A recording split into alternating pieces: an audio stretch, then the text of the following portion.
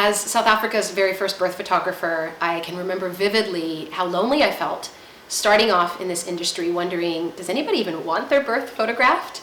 And then having clients and not really having anybody in the industry with me, and walking into an OR. It was an emergency C-section, and I had a client who was already laying on the table. Her husband was already expecting that I was going to be taking these photos of when their baby was going to be born, and the anesthetist telling me, absolutely no way. I was already in my scrubs, the hospital scrubs, and the anesthetist telling me, no way, you're not coming in here, and the door's being closed on me. And thinking to myself, what do we do? How do we bridge the gap between clients who, of course, this is their most important day. There's never going to be a day like this again for them. There's no repeats for the day that they meet their child, and they want this documented.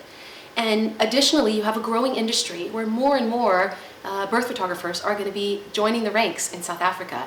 But we also have a medically important environment. We have hospitals, we have doctors, we have anesthetists, sisters, we have other patients in hospitals that we need to respect and think about their privacy and their safety.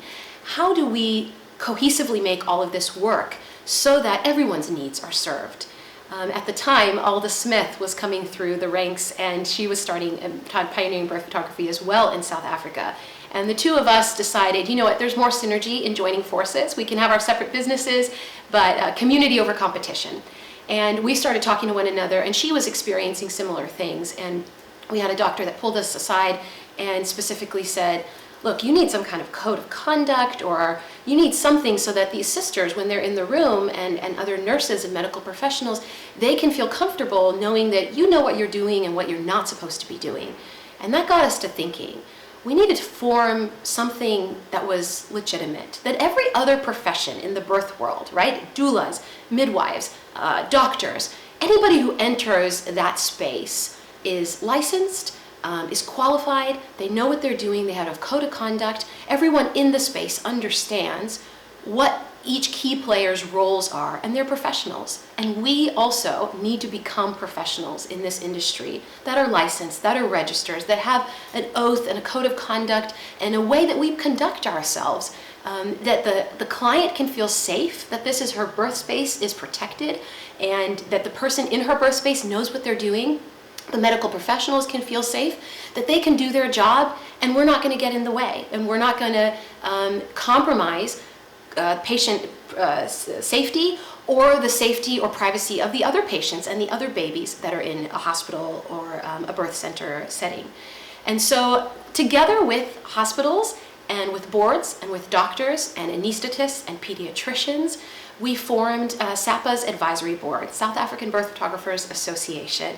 We were the first in the country to band together and sit down together as equal professionals and discuss what are their needs, what are our needs, how can we put together our code of conduct. If you see our oath or code of conduct out there, you will know that that has been built with over years, with many eyes on it, with many boards, many board meetings, sitting down, us painstakingly talking through what is necessary in order to obtain access and make sure that everyone in the room feels comfortable and that the client is most protected in her birth space. And so this was born not out of any desire to close down the industry, but to open the industry. As more and more women and as more and more parents are wanting their births covered and photographed so that they can enjoy it with their children for decades to come, and more birth photographers are opening their businesses and small businesses are growing throughout South Africa. How can we make it so that birth photographers are licensed and professional and growing and competent in what they do, and that they can serve these families and also work within a medically safe environment? And so I urge you that if you're on the fence and you're thinking about, do I join, do I not join, what's the point? The point is that, like any profession, you want to take yourself seriously, you want to grow. You want to make sure that you do absolute right by your clients. You're not showing up at a party to photograph any event. This is not even a wedding, as special as a wedding is.